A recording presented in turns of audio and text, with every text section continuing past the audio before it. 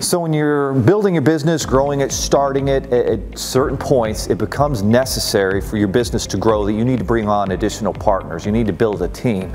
And so as you're making that decision, the decision is, well, who do I bring on? Who do I want to work with? And so as you're making that decision, you've got to break down what's important for you, and you need to do it well before you make a decision. Too often in my own career, I've started businesses and brought on partners, and what's often happened is they'll work hard for about 6 months, and then all of a sudden I'll be the one carrying the bag, holding all the weight, doing all the work, trying to find all the solutions. And that's obviously a failing recipe for any type of partnership. And so when you're deciding what kind of partner to bring on, what needs to matter is, number one, do you have someone that you're working with that shares your same values? If you have somebody who really doesn't care for the client, they're only worried about their own personal needs and own financial goals, then it's going to be tough to succeed with that partner, right? You have to have somebody who shares your values, who's focused on providing the best solutions for the clients. And the next thing that you want to look at is you don't want to bring a replica of yourself on as a partner, right?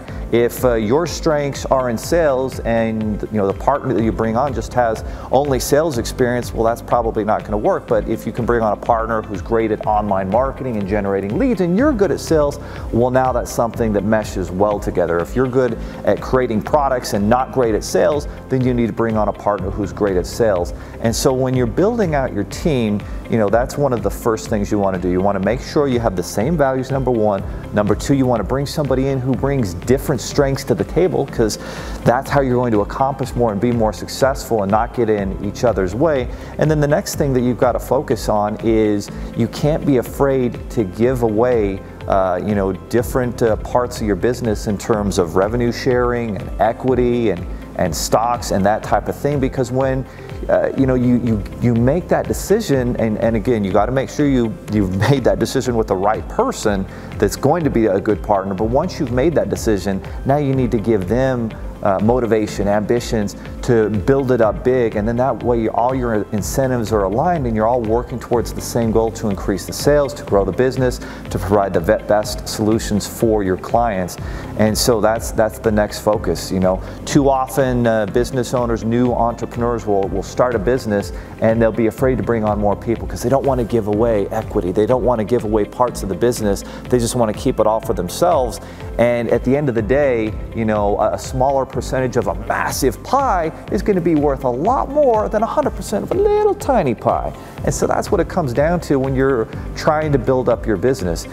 In the case of our business here, we brought in various partners who had a lot of experience and strength in operations, in marketing, in sales, in hiring and training. And when you bring all that together, that's how you can grow your business. So when you're making that decision, don't be afraid to give up a portion of your company, because at the end of the day, you'll make more money, you'll succeed, and more importantly, you'll get there faster. If it's just you, you're limited.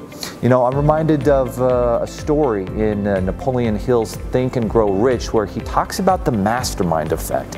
And the mastermind effect, the way it works is when you have a group of individuals together that are all focused on the same common goals and purpose, all of a sudden, where my intelligence might be at 80% and theirs is at 80%, now we can get to 100% together, because new solutions, new creations, they come about within these groups.